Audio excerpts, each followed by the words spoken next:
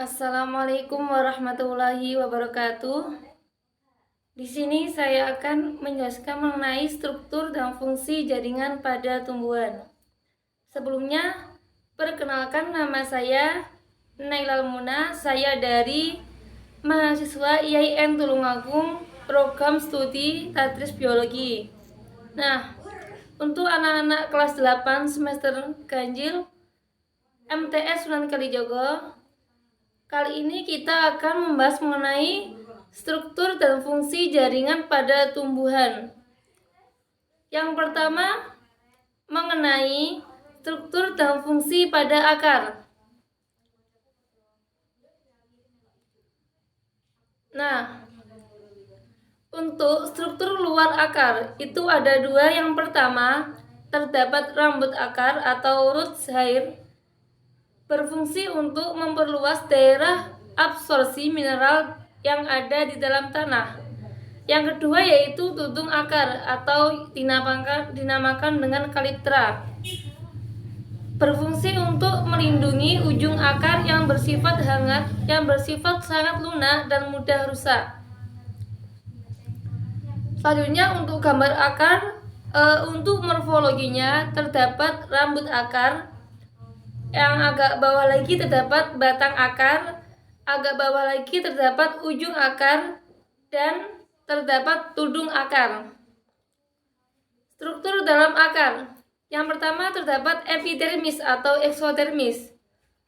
Terdapat pada bagian terluar akar yang berfungsi sebagai jalan masuk air dan mineral yang melindungi lapisan yang ada di bawahnya. Yang kedua terdapat korteks. Apa itu korteks? Terletak di daerah sebelah dalam epidermis, berfungsi sebagai tempat menyimpan cadangan makanan. Yang ketiga yakni endodermis, terletak di lapisan sebelah dalam korteks dan di luar silinder pusat, berfungsi mengatur masuknya air dan garam mineral dari korteks ke silinder pusat. Yang selanjutnya terdapat silinder pusat, berfungsi untuk membentuk cabang-cabang akar dan sel-sel prokambium dan membentuk frame yang baru ke arah luar dan silem ke arah dalam. Nah, di dalam silinder pusat terdapat dua organ, yaitu silem dan flem. Apa itu silem? Yakni terletak di bagian tengah akar, berfungsi mengangkut air dan garam mineral dari tanah menuju ke daun. Yang selanjutnya flem, berfungsi mengangkut hasil fotosintesis dari daun ke seluruh tubuh tumbuhan. Nah, bisa kita perhatikan terdapat gambar batang, monokotil dan dikotil. Terdapat akar dari penampang, akar dikotil dan akar monokotil. Nah, organ-organnya yaitu ada stele, epidermis, ada korteks, endodermis, perisikl, terdapat inti, flem, silem, dan rambut akar. Yang selanjutnya yakni perbedaan akar monokotil dan akar dikotil. Nah, terdapat 6 perbedaan antara akar monokotil dan akar dikotil. Yang pertama yakni jenis akar. Kalau monokotil itu serabut, kalau dikotil itu tunggang. Yang kedua batas ujung akar dan kaliptra. Untuk monokotil itu jelas, kalau dikotil tidak jelas. Yang ketiga yaitu perisikl. Untuk perisikl pada tumbuhan akar monokotil itu terdiri dari beberapa jenis lapis sel yang berdinding tebal, hanya membentuk cabang akar. Dan untuk dikotil itu terdiri dari satu lapis sel berdinding tebal, membentuk cabang-cabang akar meristem sekunder, contohnya kambium dan kambium gabus. Yang keempat yakni silem dan flem. Untuk akar pada monokotil, silem dan flem itu terletak berselang-seling. Kalau dikotil itu pada akar sekunder bersifat kolateral, silem di dalam dan flem di luar. Yang kelima yakni empulur. Kalau monokotil, empulurnya luas pada pusat akar. Untuk dikotil sendiri, empulurnya sempit atau tidak memiliki empulur pada pusat akar. Yang keenam yakni kambium. Untuk monokotil, dia tidak punya kambium. Untuk dikotil, tampak seperti meristem sekunder. Nah, fungsi akar yakni untuk menyerap air dan mineral atau zat-zat hara dari tanah. Yang kedua, menunjang dan memperkokoh berdirinya tumbuhan. Yang ketiga, pada beberapa jenis tumbuhan akar berperan sebagai alat respirasi. Yang keempat, pada tumbuhan tertentu, akar juga berperan sebagai tempat penyimpan makanan atau sebagai alat perkembangbiakan vegetatif. Yang kelima, akar sebagai alat pernafasan pada tumbuhan. Struktur dan fungsi pada batang. Nah, struktur luar batang itu ada dua. Yang pertama, batang tumbuhan herba dan batang pertumbuhan berkayu. Pada tumbuhan herba, bagian luar adalah epidermis yang tipis. Di dalam epidermis terdapat stomata sehingga dapat terjadi dan berfungsi sebagai pertukaran gas oksigen dengan karbon dioksida. Yang kedua, batang pertumbuhan kayu. Lentisel berfungsi sebagai tempat pertukaran gas. Batang yang masih muda berfungsi untuk proses fotosintesis. Nah, struktur dalam batang ada 4 yakni epidermis batang, korteks batang, dan endodermis serta stele atau silinder pusat. Nah, yang pertama epidermis batang terdiri dari satu lapisan sel yang tersusun rapat dan tidak berongga. Dinding sel epidermis yang dilapisi kutikula itu tebal. Lapisan epidermis ini lapisan-lapisan yang ada di dalamnya. Fungsi melindungi lapisan yang ada di dalamnya. Untuk korteks batang berperan sebagai lapisan melindung bagian parenkim yang terdiri dari beberapa lapisan sel berdinding tipis yang memiliki vakuola besar.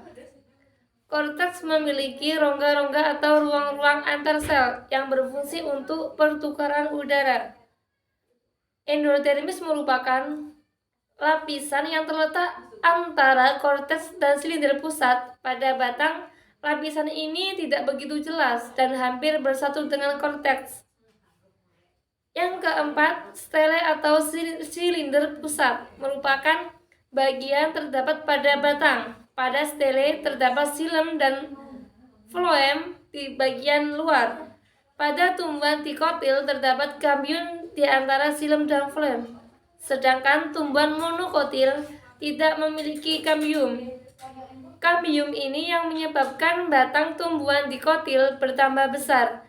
Jaringan kambium ini yang terdiri dari sel yang selalu membelah diri, memisahkan kulit kayu dari bagian batang yang lain.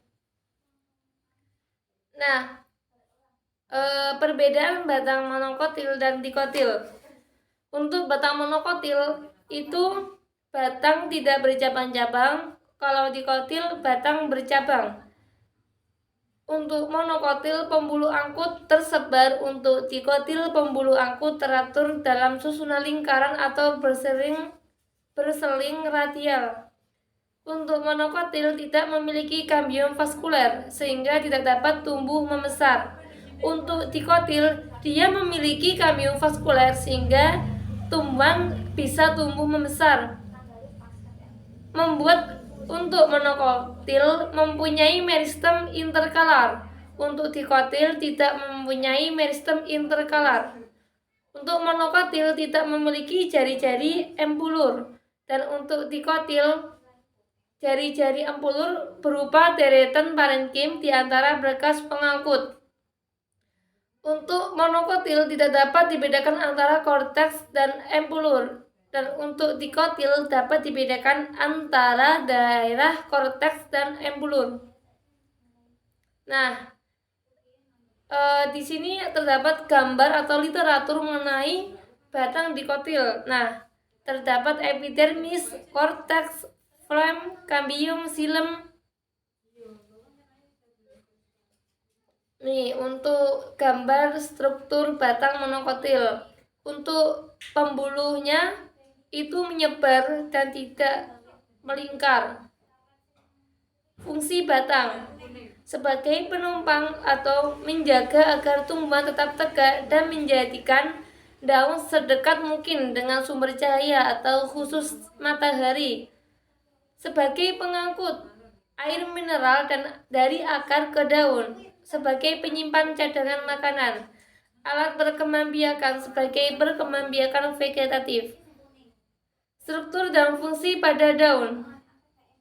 Nah, bisa kita lihat literatur pada layar. Bentuk tulang daun bermacam-macam, antara lain ada yang melengkung, ada yang menyirip, menjari, dan sejajar. Nah, ini kita bisa lihat literatur dari daun. Terdapat kutikula, epidermis atas, stomata, jaringan tiang atau pelisade, jaringan bunga karang atau spons, epidermis bawah, pembuluh angkut, terdapat stomata, dan xilem phloem. Nah, pada daun terdapat epidermis, yaitu tersusun atas lapisan yang di dinding selnya mengalami penebalan dari kitin atau kutikula, atau kadang bisa disebut lignin. Fungsi melindungi lapisan yang ada di dalamnya. Yang kedua yakni kutikula, berfungsi mencegah terjadinya penguapan air yang terlalu besar pada daun. Yang ketiga yakni stomata, berfungsi untuk keluar masuknya udara. Stomata banyak ditemukan di permukaan daun. Yang keempat terdapat mesofil, terletak pada epidermis atas dan epidermis bawah. Mesofil pada daun parenkim berdiferensiasi menjadi dua parenkim, yakni ada parenkim palisade dan parenkim spons. Yang kelima terdapat berkas pengangkut, yaitu xilem dan phloem. Kalau xilem berfungsi untuk mengangkut air dan mineral dari tanah, dan untuk phloem berfungsi untuk mengangkut hasil fotosintesis dari daun ke seluruh tubuh tumbuhan.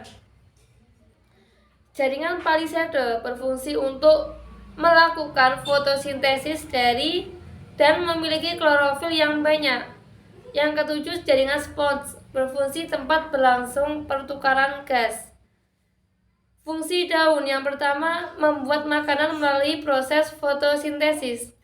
Yang kedua sebagai tempat pengeluaran air melalui transpirasi dan gutasi. Yang ketiga menyerap CO2 dari udara. Yang keempat sebagai proses respirasi. Nah, sekian dari penjelasan dari saya. Apabila ada salah kata ataupun apapun, saya minta maaf sebesar-besarnya. Wassalamualaikum warahmatullahi wabarakatuh.